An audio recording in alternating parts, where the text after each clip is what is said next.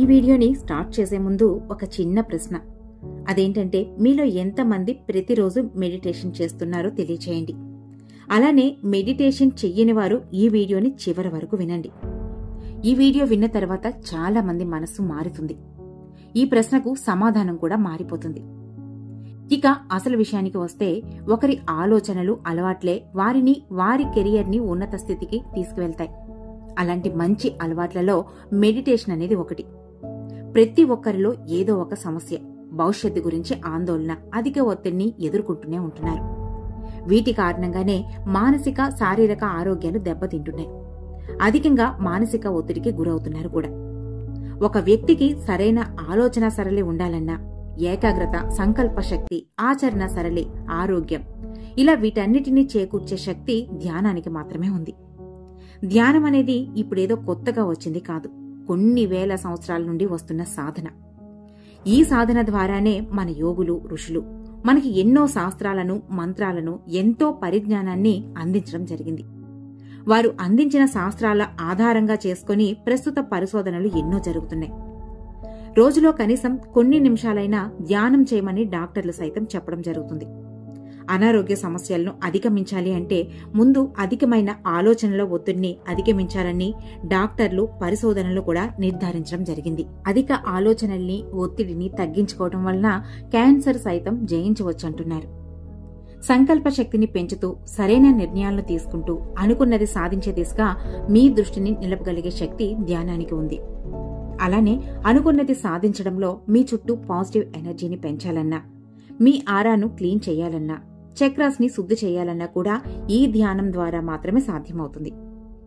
ఏదైనా ఒక పనిని చేయటానికి శక్తి అనేది ఎంత అవసరమో, ఏదైనా సాధించడానికి సంకల్ప శక్తి, ఆలోచన శక్తి, మీ యొక్క ఫ్రీక్వెన్సీ, వైబ్రేషన్, ఇలా వీటన్నిటినీ ధ్యానం ద్వారా పొందవచ్చు. మరి ఈ సంకల్ప సిద్ధి కోసం ధ్యానం ఎంత సమయం చేయాలి, ఎలా చేయాలి, అసలు ధ్యానం ద్వారా మన ఆలోచనల్ని విశ్వంలోకి ఎలా చేర్చాలి అనే విషయాల్ని ఈ వీడియో ద్వారా తెలుసుకుందాం. మన బాడీలో 72,000 నాడీ మండలాలు ఉంటాయి. మనిషి సగటు ఆలోచించేది ఆలోచనలు రోజుకి 60,000కు పైగా ఉంటాయి. మన బాడీలో ఉండే 72,000 నాడులు అనేవి మన బ్రెయిన్తో ముడిపడి ఉంటాయి. ఈ విషయం మనందరికీ తెలిసిందే. అయితే మన ఆలోచన సరళి అంతా కూడా మన బ్రెయిన్ ద్వారానే జరుగుతూ ఉంటుంది. మన బాడీలో ఉన్న 72,000 నాడీ మండలాల ద్వారానే మన బాడీ పనిచేస్తుంది. మనం తినటం, మాట్లాడటం, మన బాడీలో జరిగే రక్త ప్రసరణ, హార్ట్ బీట్, ఇంకా నడవటం, ఇలా ప్రతి పని కూడా, మీరు చేస్తున్నవన్నీ కూడా 72,000 నాడీ వ్యవస్థ ద్వారానే జరుగుతూ ఉంటాయి.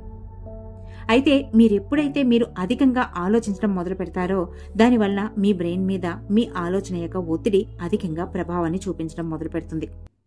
మీ బ్రెయిన్ కి కనెక్ట్ అయి ఉన్న 72,000 నాడీ మండల వ్యవస్థ మీద ఆ ప్రభావం అనేది పడుతుంది. దీనివల్ల మీ బాడీలో ఏదో ఒక పార్ట్ మీద ఈ ప్రభావం పడుతుంది.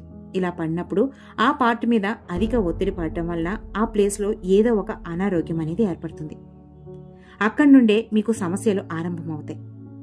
మీ నాడీ వ్యవస్థ ఎప్పుడైతే సరిగ్గా పనిచేయడం మానేస్తుందో అప్పటి నుండి మీ నాడీ వ్యవస్థ దెబ్బతింటుంది. మీ బ్రెయిన్ అధిక ఒత్తిడికి గురవుతూ మీరు సరిగ్గా నిర్ణయాలను తీసుకోలేరు. మన ఆలోచనలు, మన ఆచరణలే మన భవిష్యత్తుని నిర్ధారిస్తాయి. ఈ విషయం మనందరికీ తెలిసిందే. ఈ ఆలోచనల్ని మన ఆధీనంలోకి వస్తే మన బ్రెయిన్ ఇంకా మన బాడీ ఈ రెండు మన మాటల్ని వింటాయి. మనం ఆలోచించే ఆలోచన సరిగ్గా ఉన్నప్పుడే మనం విశ్వంతో మన భావాన్ని చాలా స్పష్టంగా వ్యక్తపరచగలుగుతాం. అప్పుడే విశ్వం మనకు సహకరించగలుగుతుంది కూడా. అలానే మనలో స్పష్టత, ఏకాగ్రత, ఫోకస్ పెరిగినప్పుడు విశ్వం ఇచ్చే మార్గాలను మనం చాలా స్పష్టంగా, క్లియర్గా రిసీవ్ చేసుకోగలుగుతాం కూడా. మరి సంకల్ప శక్తి కోసం ధ్యానాన్ని ఎన్ని నిమిషాలు చేయాలి, ఎలా చేయాలి అనే విషయానికి వస్తే, ధ్యానం అనేది ఆరంభ దశలో కనీసం 10 నిమిషాలైనా సరే మీ మనస్సుని నిలపగలగాలి. ఆ తర్వాత నెమ్మది నెమ్మదిగా సమయాన్ని పెంచుకుంటూ మీ వయసు ఎంత ఉందో అన్ని నిమిషాలు మీరు ధ్యానంలో కూర్చోవాలి. లేదా కనీసం 30 నుండి 45 నిమిషాల పాటుగా కూర్చున్నా పర్వాలేదు. ఎందుకంటే మనకు వయసు పెరుగుతున్న కొద్దీ మనం చేసే ప్రతి పని యొక్క ఆలోచనలు కూడా పెరుగుతాయి. మన చిన్నప్పుడు చదువులతో మొదలైన ఒత్తిడి, తర్వాత జాబ్, ప్రేమ, పెళ్లి, పిల్లలు, ఆ తర్వాత పిల్లల చదువులు, పిల్లల భవిష్యత్తు, ఇల్లు, ఉద్యోగం, ఆర్థికపరమైన బాధలు, అనారోగ్యం, ఇలా ఏదో ఒక విధంగా మన ఆలోచనలతో ఒత్తిడి అనేది మన బ్రెయిన్ మీద పెరుగుతూ ఉంటుంది. అందుకనే మీ వయస్సుకు తగినంత ధ్యానం అవసరమవుతుంది. ధ్యానం ఆరంభంలో చాలా ఆలోచనల ప్రవాహం అన్నది పెరుగుతున్నట్టుంటుంది. ఇన్నేళ్లుగా మీలో ఉన్న ఒక్కొక్క ఆలోచన బయటకొస్తున్నట్టు అనిపిస్తుంది. ఇలా రావటం వలన ధ్యానంలో ధ్యాసను నిలపలేక వెంటనే ధ్యానం నుండి విరమించుకుంటారు. కానీ మీలో ఆలోచన ప్రవాహం పెరుగుతున్నప్పుడు మీ శ్వాసను గమనిస్తూ ఉండాలి. మీ శ్వాసను మరిచి మరలా మీ ధ్యాస ఆలోచనల మీదకి వెళ్తుంది. ఇలా వెళ్లిన ప్రతిసారి మీ ధ్యాసను మీ శ్వాస మీదకు చేర్చాలి. ఇలా చేస్తూ ఉండటం వలన ఆలోచనల ప్రవాహం తగ్గుముఖం పట్టి మీ ధ్యాస నిలకడగా నిలబడుతుంది. చెప్పాలంటే ఇది కూడా బయటకు కనిపించని ఒక యుద్ధం లాంటిదే. ముందు మన బాడీని ఒక ప్లేస్లో కొన్ని నిమిషాల పాటుగా కూర్చోబెట్టగలగడం ఒక మెట్టయితే, ఆ తర్వాత ధ్యాసను నిలపగలగడం రెండవ మెట్టు. ఈ రెండు సాధించగలిగితే ధ్యానం ద్వారా మీరు అపారమైన శక్తిని సాధించగలుగుతారు.